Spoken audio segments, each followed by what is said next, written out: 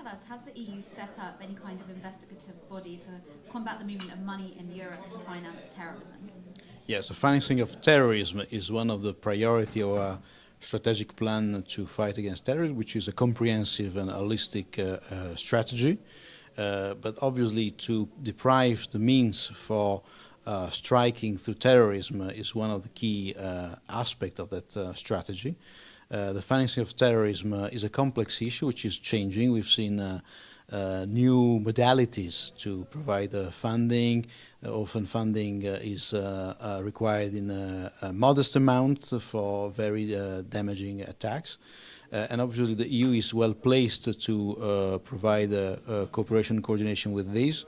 So we have a constant cooperation. We're looking at the way money is laundered, because often organized crime is linked with terrorist activities. Trafficking is also linked to terrorist activities. So we have stepped up our cooperation among member states on that specific topic. But I have to say that it's not enough to do it internally.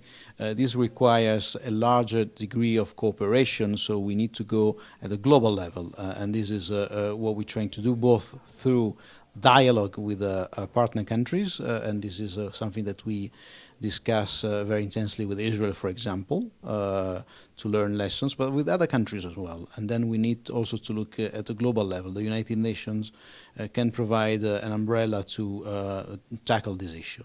So the answer is yes, this is really one of the top priorities we're working on.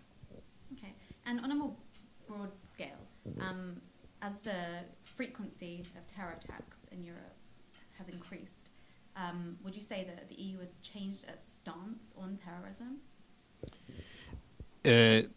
Terrorism, unfortunately, has been something that has accompanied us for many decades. As I was a child, I remember terrorist attacks, some of them of devastating proportions in my home country, Italy, in the 70s and the 80s. But it is true that we had a resurgence of terrorism of a specific nature in the last few years that has created a new challenge to the Europeans and to the European Union. And we need to look at this.